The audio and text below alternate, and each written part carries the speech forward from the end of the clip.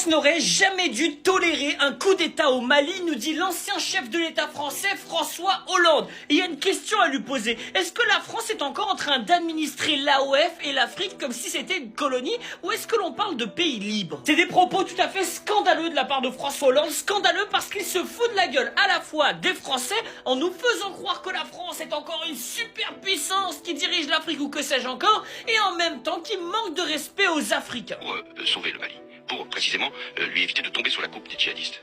Ensuite, la France s'est retirée, je ne vais pas ici en donner, c'était pas ma responsabilité, les raisons. Il y a eu un coup d'État au Mali, coup d'État militaire qui n'aurait jamais dû être toléré. Jamais.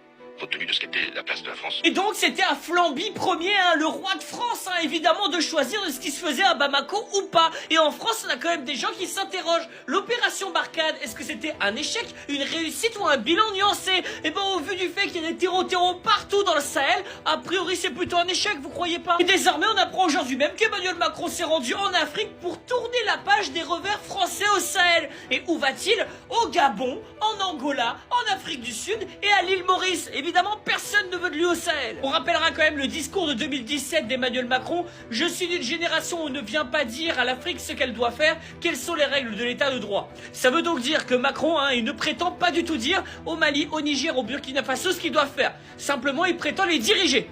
Voilà, c'est ça l'objectif de la France. Bon courage à ceux qui vont survivre.